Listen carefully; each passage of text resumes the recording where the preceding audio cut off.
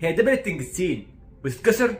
ازيكم عاملين ايه؟ انا جاي النهارده اجاوب على سؤال مهم جدا، ناس كتير جدا بتساله ان دبل التنجستين دي بتتكسر ولا لا. تعالوا بينا نشوف. خليني اعرفكم كده ان اول حاجة معدن التنجستين ده معدن قوي جدا، من اقوى المعادن، ودرجة انصهاره 3000 وشوية، 3400 وشوية تقريبا، من اعلى معادن درجة انصهار. يعني درجة انصهاره اعلى من تقريبا معدن الذهب ومعدن الفضة.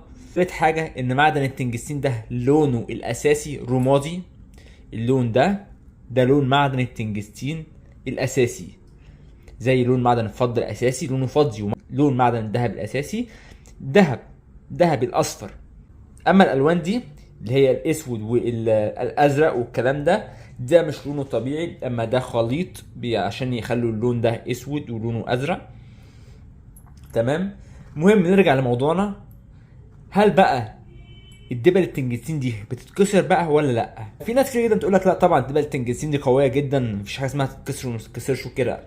انا معاك في الكلمه دي، معاك في حوار ان الدبل التنجستين دي قويه جدا، وهي ما شاء الله فعلا بتستحمل. لو حطيتها لك من هنا، رميتها لك مثلا من هنا للارض، ما تكسرش ولا يحصل لها اي حاجه. بس هي للاسف يا جماعه، دبل التنجستين دي بتتكسر زي ايه؟ يعني انا عندي دلوقتي دبله هوريها لكم، دبله تنجستين هوريكم كلامها ايه. تنجستين USA 12 مكسوره، دبله تنجستين مكسوره عادي خالص.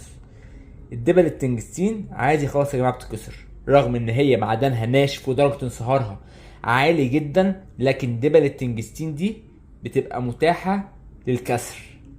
ازاي بقى؟ في اجزاء منها بيبقى مش جامد، مش قوي. يعني في حتت بتبقى ملهاش ملكه قويه قوي، مش زي معدن الفضه. يعني معدن الفضه يا اما هو عامه لو وقع من اي حته مش هيتكسر، يا اما يتقطم. اسمها يتقطم يعني ايه يتقطم؟ يعني لو مثلا على الوساعه، لو في مكنه الوساعه وسعته زياده هيتقطم، يتفتح من حته كده من النص. اما حوار الكسر ده ما يحصلش الا في الدبل التنجستين. الكسر ده بيحصل في التنجستين بس، دبل التنجستين او الاستانلستين، ده او ده. بس برضه يا جماعه ده بيحصل نادرا، مش كتير، بيحصل نادرا. يعني انا هنا عندي في المحل بعت دبل تنجستين كتير جدا، من النادر لما جالي دبلتين 3 كسر بس.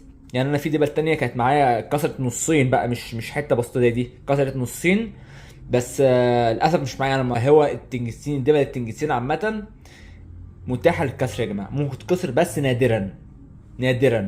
يعني هي مش زي الفضه ما بتتكسرش، بس هي قويه بتستحمل، ومن اقوى المعادن، مش زي معادن النحاس، دبل النحاس ودبل التانية. لا، هي اقوى المعادن، من اقواهم، بس مش زي الفضه اللي هي ما بتتكسرش. لا، هي للاسف بتتكسر. تمام. فعشان كده خلي بالكم من دبل دي برضو. في ناس برضو بتحبها، في ناس لا ما بتفضلش الدبل دي.